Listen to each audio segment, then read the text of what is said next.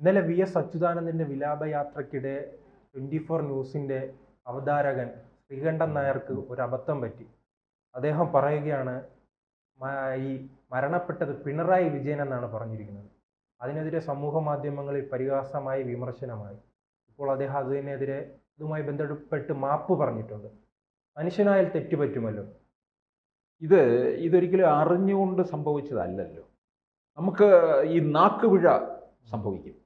ഞാനത് ആ വീഡിയോയുടെ ഒരു ഭാഗം ഇട്ട് സമൂഹ മാധ്യമത്തിൽ ഇങ്ങനെ പ്രചരിക്കുകയല്ലേ. ഞാനത് 2-3 വട്ടം ഇട്ട് നോക്കിയപ്പോൾ ഇപ്പം എഴുത്തിലാണെങ്കിൽ ഒരു കോമയുടെ കുഴപ്പമാണ്. ശ്രീകണ്ഠൻ നായർ അവിടെ പറയാൻ വന്നത് പിന്നെ വി എസ് അച്യുതാനന്ദൻ്റെ ഭൗതിക ശരീരം വിലാപയാത്ര ആലപ്പുഴയിലേക്ക് ജനങ്ങളുടെ ഇടയിലൂടെ പോയിക്കൊണ്ടിരിക്കുകയാണ്, പിണറായി വിജയനും അനുഗമിക്കുന്നു എന്നുള്ളതാണ് പറയാനായിട്ട് വന്നത്. പക്ഷെ അത് പിന്നെ ഇദ്ദേഹം മുഴുവൻ സമയം ഈ ജോലി ചെയ്തുകൊണ്ട് നിൽക്കുകയല്ലേ. എവിടെയെങ്കിലും ഒരു പിഴവ് സംഭവിക്കാം. ഈ വലിയ തരത്തിൽ വരുമാനം ഇങ്ങോട്ടുള്ള ഇടത്തിലേക്ക് ഒരു ക്യാഷ് കൗണ്ടറിൽ ഒരാളെ ഒരുപാട് മണിക്കൂറുകൾ അങ്ങനെ ഇരുത്തത്തില്ല. നോട്ട് ഇങ്ങനെ എണ്ണുന്നതിൽ ഇടയ്ക്ക് മാറ്റും, കോൺസെൻട്രേഷൻ പോകും. ഇപ്പം പിന്നെ ആ പ്രശ്നമില്ല, വോട്ടെണ്ണുന്ന മെഷീൻ ഉള്ളത് കൊണ്ട്. പണ്ട് കാലങ്ങളിൽ ഇതിങ്ങനെ മാറ്റുമായിരുന്നു. എന്ന് പറഞ്ഞ നമ്മളൊരു ജോലിയിൽ അത് പിന്നെ പ്രായം ഒന്നുമല്ല, അത് ചെറുപ്പക്കാരായാലും സംഭവിക്കും. ഇതിനൊരു സമയമുണ്ട്. ഇപ്പോൾ നോക്കിക്കേ, ഇപ്പം പ്രധാനമന്ത്രി അതുപോലെ വലിയ VVIPകളുടെ സുരക്ഷയില്ലേ, ഇവരൊക്കെ എത്രയോ സമയം, അവർക്ക് അംഗരക്ഷകരായിട്ട് അവിടെ നിൽക്കുന്നവരിങ്ങനെ അവരുടെ പിന്നിൽ ഇങ്ങനെ പ്രസംഗിച്ചുകൊണ്ട് നിൽക്കുമ്പോൾ കാണുന്നില്ല നമ്മൾ. ഇവരെ എത്രയോ സമയം കഴിയുമ്പോൾ മാറ്റും. അവർ ആ സ്പോട്ടിൽ വേറെ, കാരണം ഒരാളുടെ കോൺസെൻട്രേഷൻ എത്രയോ സമയം കഴിയുമ്പം പോകും എന്നാണ് അതിൻ്റെ ശാസ്ത്രീയമായ ഒരു വിലയിരുത്തലാണ്. അപ്പോൾ അതുപോലെ ഈ ജോലിയുടെ ഇതുകൊണ്ടുണ്ടായ ഒരു കുഴപ്പമാണ്. പിന്നെ ഭാഷയിൽ നമ്മളിങ്ങനെ ചിലത് ഇത് സംസാരിക്കുമ്പോൾ ഭാഷയിൽ ചില കാര്യങ്ങൾ ഇങ്ങനെ സംഭവിക്കാറുണ്ട്. അതിനകത്തൊരു നാക്കുപിഴ എന്ന് നമ്മൾ അതിനെ പറയാറുണ്ട്. ഭാഷാശാസ്ത്രത്തിനകത്ത് മറ്റു പല കാര്യങ്ങളും ഇങ്ങനെ പറയുന്നുണ്ട്. അല്ല, എല്ലാവരെയും ആക്ഷേപിക്കുന്ന ഒരു വ്യക്തിയാണ് ശ്രീകണ്ഠൻ നായർ. അതുകൊണ്ടാണോ അദ്ദേഹത്തിനൊരു തെറ്റു പറ്റിയപ്പോൾ ഈ കേരളം മുഴുവൻ? അല്ല, ശ്രീകണ്ഠൻ നായർ പൊതുവെ അല്പം നർമ്മബോധമുള്ള ആളാണ്. അതുകൊണ്ട് ഈ നർമ്മബോധം എന്ന് പറഞ്ഞാൽ ഇങ്ങനെ ഈ ക്രൂരമായ ഒരു ഫലിതത്തിനൊന്നും വേണ്ടിയിട്ട് അദ്ദേഹം ഉപയോഗിക്കത്തില്ല. എനിക്കറിയാം, ഇദ്ദേഹം ഈ പിന്നെ ആകാശവാണിയിൽ ജോലി ചെയ്യുമ്പോഴും ഒക്കെ ആ ജോലിക്കിടയിലും അനാവശ്യമായ സമ്മർദ്ദമൊന്നും താഴെയുള്ളവർക്കും അദ്ദേഹവും ഉണ്ടാക്കത്തില്ല. അന്നേരം ഒക്കെ തമാശ പറയും. ആകാശവാണിയിൽ നമ്മൾ ഇന്ന് കേൾക്കുന്ന ഈ കണ്ടതും കേട്ടതും എന്ന് പറയുന്ന ഈ 5 മിനിറ്റത്തെ ഒരു പ്രോഗ്രാമുണ്ട്. അപ്പോഴുള്ള ആ സംഭവങ്ങൾ വെച്ചുള്ള ഒരു ഹ്യൂമർ സംഭവമാണ്. ഈ നമ്മൾ പത്രങ്ങളിലൊക്കെ കാർട്ടൂൺ, ഇപ്പം ഏഷ്യാനെറ്റ് മുൻഷിയില്ലേ, അതുപോലെ റേഡിയോയിൽ അങ്ങനെ ഉണ്ടായിരുന്നു. അതൊക്കെ പിന്നെ ആഴ്ചയിൽ ഒരു ദിവസമുണ്ട്. ശ്രീകണ്ഠൻ നായർ അത് അവിടെ വന്നതിന് ശേഷമാണ് ഇന്നെന്തോ സംഭവവികാസങ്ങളെന്നൊക്കെ ഇങ്ങനെ, എന്നിട്ടാണ് ഇത് പെട്ടെന്ന് രൂപപ്പെടുത്തിയെടുക്കുന്നത്. ഇതൊരു പിന്നെ നല്ല ഹ്യൂമർ സെൻസ് ഉള്ള ഒരാളാണ്. ജോലിയിൽ ഇത്രത്തോളം ഈ ചടുലതയോടുകൂടി നിൽക്കുന്ന ഒരാളെ നമുക്ക് ഈ മാധ്യമ രംഗത്ത് പിന്നെ ഈ പ്രായത്തിലുള്ളവരെ കാണാൻ കഴിയത്തില്ല. അദ്ദേഹം പിന്നെ താടിയും മുടിയൊന്നും നരച്ച് ഇങ്ങനെ നിൽക്കുന്നില്ല, ഒരു യുവത്വത്തോടു കൂടി തന്നെ നിൽക്കുകയാണ്. ഇപ്പോൾ വി എസ് അച്യുതാനന്ദനെ പറ്റിയാണല്ലോ ഇത് പറഞ്ഞു വന്നത്. വി എസ് അച്യുതാനന്ദന് മുഖ്യമന്ത്രിയായത് 82-ാമത്തെ വയസ്സിൽ. മതികെട്ട ജോലിയും മറ്റുള്ള മലയൊക്കെ കയറി ഇറങ്ങിയത് ഏത് പ്രായത്തിലാണെന്നുള്ളത് നോക്കണം. അപ്പോൾ അദ്ദേഹത്തിൽ പിന്നെ അല്ല, അദ്ദേഹം 82-ാമത്തെ വയസ്സിൽ മുഖ്യമന്ത്രി ആകുന്നു. 5 വർഷം ഭരണത്തിന് ശേഷം വീണ്ടും വി എസിനെ കാണിച്ചാണ് വോട്ട് പിടിക്കുന്നത്. അതിനുശേഷമായിരുന്നു പിണറായി വിജയൻ മുഖ്യമന്ത്രിയാകുന്നത്. അന്ന് 2016 ഇലക്ഷനിൽ മുഖ്യമന്ത്രി സ്ഥാനാർത്ഥിയെ ഉയർത്തിക്കാട്ടിയത്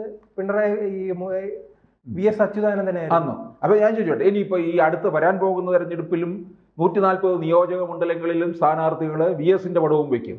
ഈ ജനകീയ പ്രശ്നങ്ങൾക്ക് വേണ്ടി പോരാടിയ വി എസിന്റെ പാത പിന്തുടർന്നതാ ഞങ്ങൾ നിങ്ങളോടൊപ്പമുണ്ട് എന്ന് പറഞ്ഞിട്ട് ആ മണ്ഡലത്തിൽ മത്സരിക്കുന്ന സ്ഥാനാർത്ഥിയുടെ ഫോട്ടോയും വി എസ് അച്യുതാനന്ദനെയും കാണിച്ചുകൊണ്ടായിരിക്കും വോട്ട് പിടിക്കാൻ പോകുന്നത്. 2016 മത്സരിക്കുമ്പോഴുണ്ടല്ലോ, എല്ലാവരും ഈ MLA മാരെല്ലാം ആഗ്രഹിച്ച ഒരു കാര്യം ഒന്നും അറിയാമോ?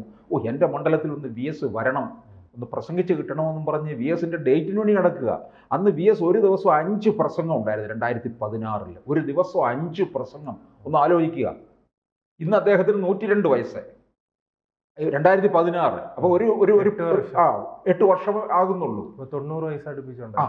ഒരു ദിവസം 5 പ്രസംഗം എന്ന് പറഞ്ഞാൽ ഒരു പ്രസംഗത്തിന് എങ്ങനെ വന്നാലും ഒരു 40, 50 അല്ലെങ്കിൽ 1 മണിക്കൂർ എങ്ങനെ ആയാലും എടുക്കും. 87-88 വയസ്സിലാണ് അദ്ദേഹം ഇറങ്ങി. അപ്പൊ ആർക്കും ഇങ്ങനെയുള്ള ഒരു നിരന്തരമായ, ഇപ്പൊ പ്രത്യേകിച്ച് ഈ ചാനലുകളുടെ ഒരു ബാഹുല്യമാണ്. ഞാൻ മുമ്പേ എത്തണം, നമ്മളുടെ മുമ്പിൽ വിവരങ്ങൾ മുമ്പിൽ എത്തിക്കണം, അതിനുവേണ്ടിയുള്ള ഒരു വെപ്രാളമാണ്. ഓർക്കുന്നുണ്ടോ ശ്രീത്ത്, ജയലളിത മരിച്ച് ഇതുപോലെ എല്ലാ ചാനലുകാരും ലൈവ് കൊടുക്കുന്നു, ആ വലിയ ബഹളം, കമൻട്രി അങ്ങനെ കൊടുക്കുകയാണ്. ജയലളിതയുടെ ശവസംസ്കാരത്തിലേക്ക് കടക്കുകയാണ്. ഏഷ്യാനെറ്റ് വലിയ വെണ്ടയ്ക്ക അക്ഷരത്തിൽ എഴുതി കാണിക്കുന്നു, ജയലളിതയ്ക്ക് വട. ഈ ടൈപ്പ് ചെയ്ത് വിടുന്നവൻ ഒന്ന് ടൈപ്പ് ചെയ്ത കാര്യം ഒന്ന് നോക്കണ്ടേ. ജയലളിതയ്ക്ക് വിടയാണ്, അതാണ് ജയലളിതയ്ക്ക് വടയായി പോയത്. ആരും അത് എടുത്ത് നടന്ന കാര്യമാണ്, തമാശ പറയുന്നതല്ല. ഫോട്ടോയൊക്കെ എടുത്ത് അപ്പോൾ തന്നെ സമൂഹ മാധ്യമത്തിൽ പോകുന്ന പോക്കിൽ ഏഷ്യാനെറ്റിൻ്റെ വക ഒരു വടയും കൂടി ഇരിക്കട്ടെ എന്ന് പറഞ്ഞതുകൊണ്ട്. ഇതിപ്പോൾ ശ്രീകണ്ഠൻ നായർ ഇതിനകത്ത് ക്ഷമ പറഞ്ഞു.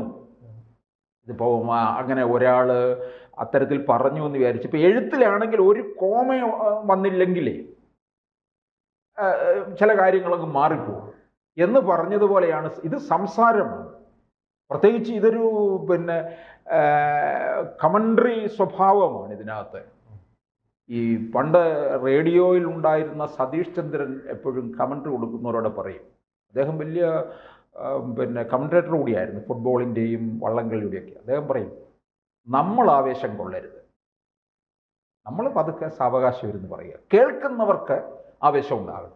ഇപ്പോൾ പണ്ട് കാലത്ത് ഫുട്ബോളിൻ്റെ കമൻട്രിയൊക്കെ ഈ റേഡിയോയിലൂടെ മാത്രമാണ് വന്നുകൊണ്ടിരുന്നത്. അന്ന് കേട്ടുകൊണ്ടിരിക്കുന്നവരൊക്കെ കായും കാലും ഒക്കെ ഇങ്ങനെ എടുക്കും എന്ന്. അത് അത്തരത്തിലൊരു ആവേശം ഉണ്ടാക്കി കൊടുക്കണം.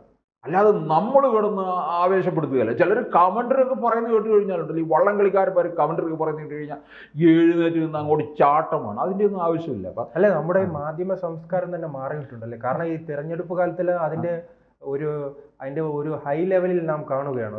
ഒരു എന്റർടൈൻമെന്റ് ചാനൽ കാണും പോലെ മാറിയിരിക്കുകയാണ്. പണ്ട് തെരഞ്ഞെടുപ്പ് വാർത്തകളൊക്കെ നമ്മൾ കേട്ട് വന്നിട്ടുള്ളത് റേഡിയോയിലൂടെയാണ്.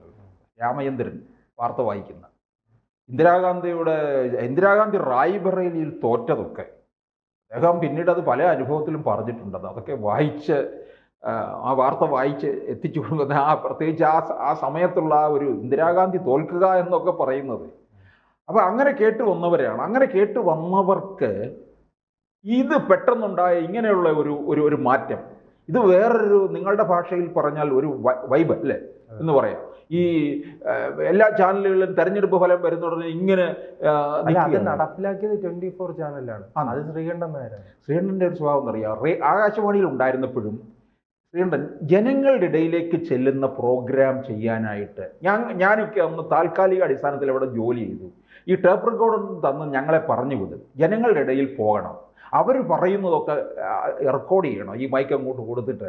അപ്പോഴേ അതിന് വേറൊരു സ്വഭാവം കൈവരും. എല്ലാം ഈ സ്റ്റുഡിയോയ്ക്കകത്തിരുന്ന് ഈ അച്ചടക്കത്തോടുകൂടി ഇരുന്ന് പറയുന്നതാകരുത്, അങ്ങോട്ടേക്ക് ഇറങ്ങിച്ചെല്ലണം. അപ്പോൾ ശ്രീകണ്ഠൻ നോക്കി ഈ പ്രായത്തിലും ഒരു ചാനലിൻ്റെ മേധാവിയായിട്ടിരിക്കുമ്പോഴും മൈക്കും പിടിച്ച് ഇറങ്ങി കിടക്കുകയാണ്. തെരഞ്ഞെടുപ്പ് കാലത്ത് ഞാൻ ഇപ്പോഴും ഓർക്കുന്നുണ്ട്, തൃശ്ശൂരിലൊക്കെ തേക്കിൻകാട് മൈതാനുകളിലൂടെ രാവിലെ സുൽകുമാർ നടക്കാനിറങ്ങുന്നു, സുൽകുമാറിനെടുക്കൽ വർത്തമാനമൊക്കെ പറഞ്ഞ് അത് വളരെ ക്യാഷ്വലായിട്ട് ഒരു കൃത്രിമത്വവും കലരാത്ത രീതിയിൽ പ്രസൻറ്റ് ചെയ്യാൻ ശ്രീകണ്ഠൻ നായർക്ക് കഴിയും. ശ്രീകണ്ഠൻ നായർ ഒരു എഴുത്തുകാരൻ കൂടിയാണ് കേട്ടോ. പണ്ട് ശ്രീകണ്ഠനെ ഈ നമ്മുടെ തൃശ്ശൂരിലൊരു റപ്പായിയൊക്കെ ഉണ്ടായിരുന്നു. ആകാശവാണി ജോലി ചെയ്യുന്ന കാലത്ത് ശ്രീകണ്ഠൻ നായർ ഇങ്ങനെ യാത്ര ചെയ്യും. റപ്പായിയുടെ കാണാൻ പോയി. റപ്പായിയുടെ ഇൻ്റർവ്യൂ കലാകൗമുദിക്ക് വേണ്ടിയാണ് ഇൻ്റർവ്യൂ ചെയ്യാൻ പോയത്. റപ്പായി പറഞ്ഞു, എനിക്ക് ഒരു 100 മസാല ദോശ വാങ്ങിച്ച് തന്നാക്കി ഞാൻ ഇൻ്റർവ്യൂ ചെയ്യാമൊക്കെ. ഇത് ശ്രീകണ്ഠൻ വന്ന് നമ്മുടെ അടുക്കളൊക്കെ ഇത് പറയുകയൊക്കെ ചെയ്തിട്ടുള്ള അനുഭവം എനിക്കിപ്പോഴും ഓർമ്മയുണ്ട്. പിന്നെ ഇത് കലാകൗമുദിയിൽ എഴുതി റപ്പായിയെക്കുറിച്ച്, തീറ്റ റപ്പായിയെക്കുറിച്ച്, പിന്നെ കോവിലിനെക്കുറിച്ച്, അങ്ങനെ ഒരു സീരീസ് ഉണ്ടായിരുന്നു. പിന്നെ അദ്ദേഹം നാടകം എഴുതുമായിരുന്നു. പിന്നെ റേഡിയോയിൽ ഇഷ്ടം പോലെ റേഡിയോ ആണല്ലോ ശ്രീകണ്ഠൻ നായരുടെ റേഡിയോ നാടകം. റേഡിയോ നാടകങ്ങൾ അത് വളരെ തമാശ കലർന്ന രീതിയിൽ. അപ്പം അങ്ങനെ ഒരു തമാശയല്ല, അത് നാവ് പിഴ കൊണ്ട് സംഭവിച്ചതായിട്ട് മാത്രം കണ്ടാൽ മതി എന്നുള്ളതാണ്. ശ്രീകണ്ഠൻ കാര്യങ്ങളിൽ വളരെ ഗൗരവത്തോടു കൂടിയ ആളുമാണ്. വാക്കുകളൊക്കെ നല്ല സൂക്ഷ്മതയോടുകൂടി ഉപയോഗിക്കുന്ന ആളായിട്ടാണ് ഞാൻ കേട്ടിട്ടുള്ളതും കണ്ടിട്ടുള്ളതും. അതുകൊണ്ട് എൻ്റെ ഒരു അറിവ് വെച്ച് പറയുന്ന കാര്യമാണിത്. കൂടുതൽ വാർത്തകളും വിശേഷങ്ങളും നിങ്ങളിലേക്ക് എത്താൻ ABC മലയാളം സബ്സ്ക്രൈബ് ചെയ്യുക, ബെൽ ബട്ടണും അമർത്തുക.